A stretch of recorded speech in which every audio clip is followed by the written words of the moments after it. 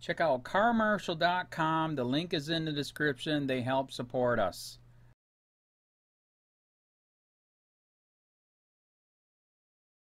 Five horrifying reasons to never call the cops if you're autistic, deaf, mentally ill, disabled or old. Due to their propensity to escalate violence, police should be a last resort when attempting to defuse a situation involving someone with special needs.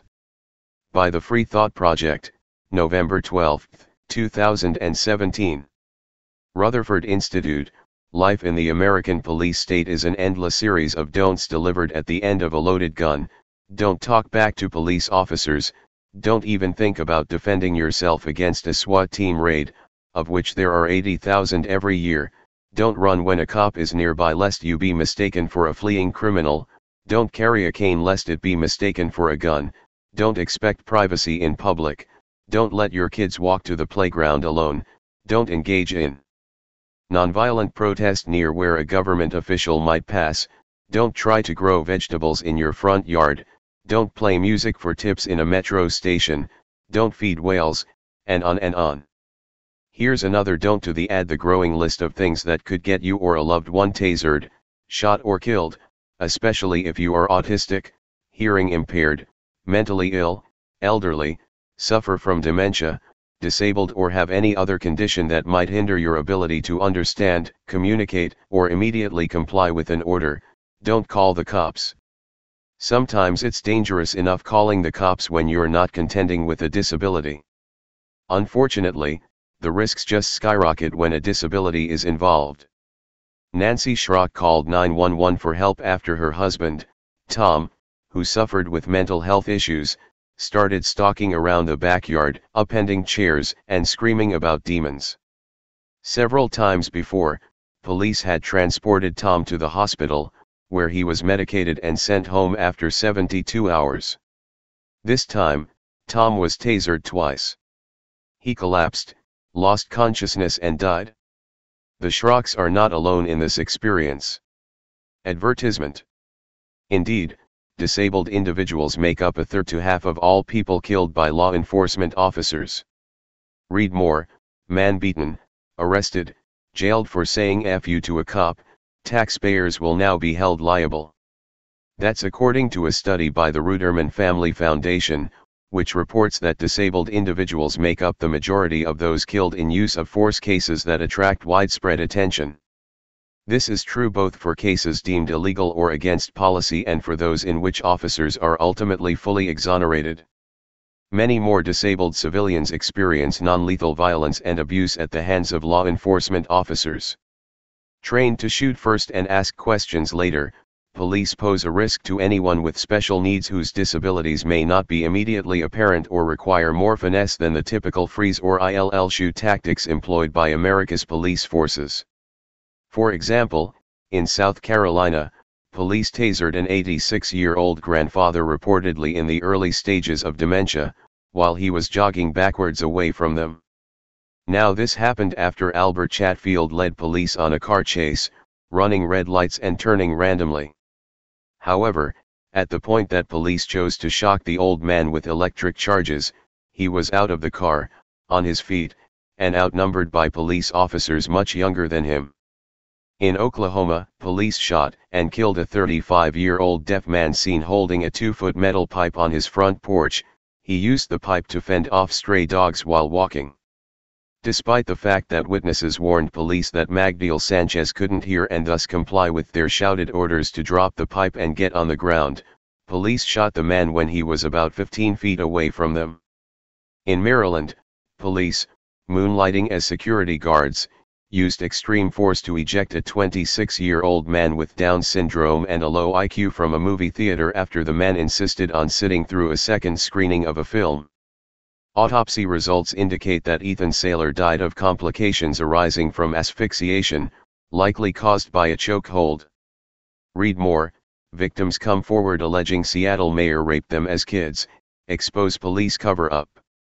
In Florida, police armed with assault rifles fired 3 shots at a 27-year-old nonverbal, autistic man who was sitting on the ground, playing with a toy truck. Police missed the autistic man and instead shot his behavioral therapist, Charles Kinsey, who had been trying to get him back to his group home.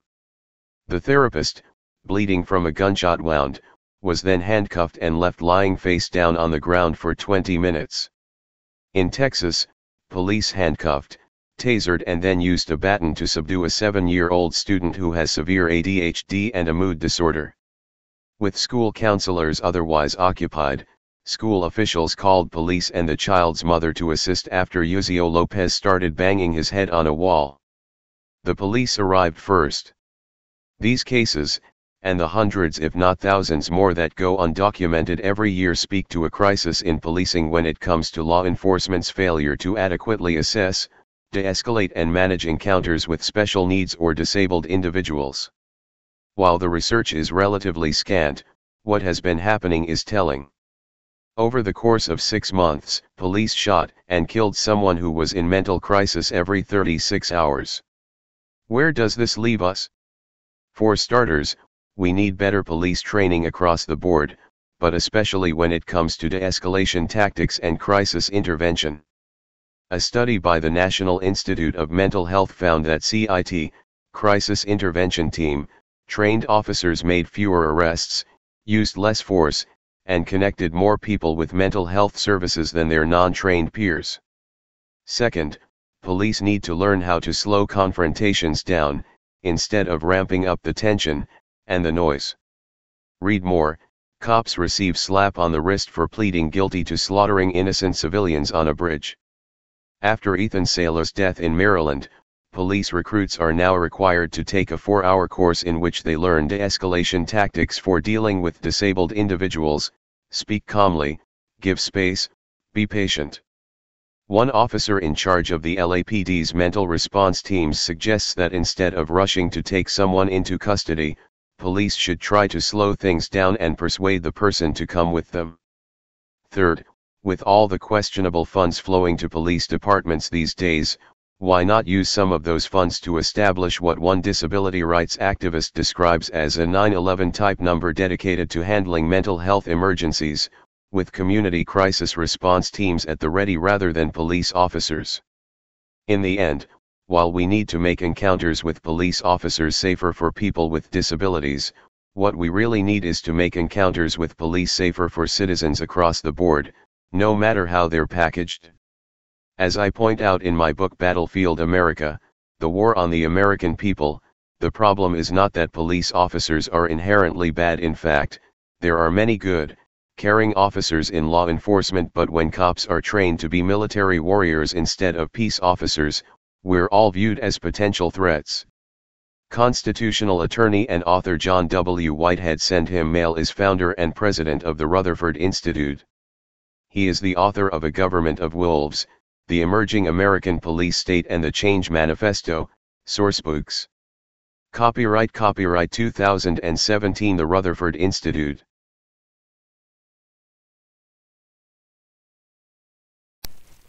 Hey Charlotte County, this is Charlotte County COPWATCH, and I found that I had to make a change this ending on my videos, letting you know about the channel and fair use laws, you know, how we can report on other people's reporting and how it's good, how it's bad, etc. But you guys can look it up yourself.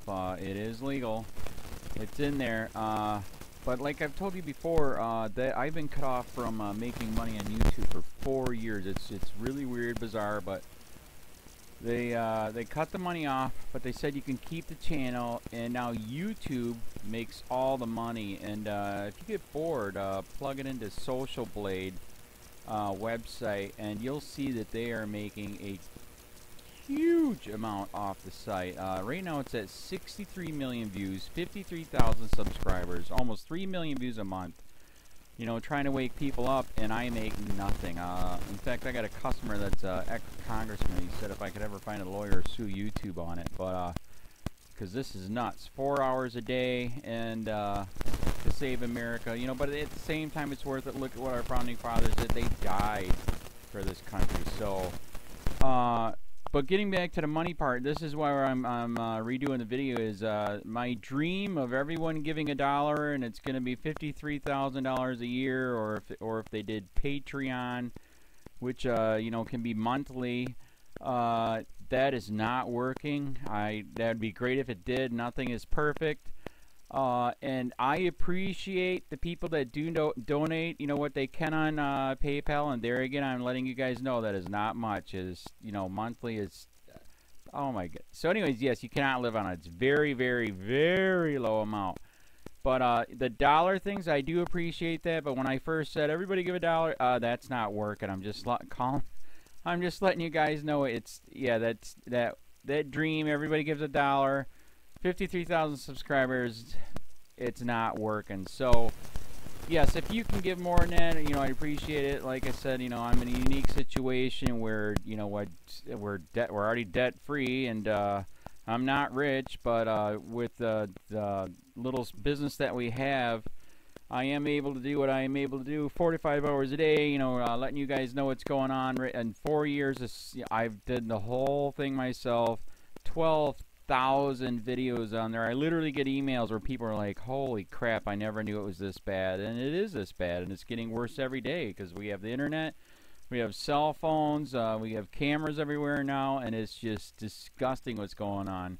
And then, as you guys know too, now we got Trump, we got Jeff Sessions doing a war on drugs, and now he wants to go after the forfeiture laws again. It's just unfreaking real. So if you can give more than that dream of everybody giving $1, yeah, that old video, that's not working. They're not, they're just not. So anyways, if you can give more than that dream is not working. Hardly anybody is giving. There you go. So that's why I'm remaking the video. If you can give more than that, that would be great. And there again, like I said, the Patreon's there. There is some people on there that are starting to give, but there again, it's very, very low. And like I said, I don't want to get rich off of that. I'm going to keep doing what I'm doing because, you know, it's still so stinking corrupt. It's not even funny.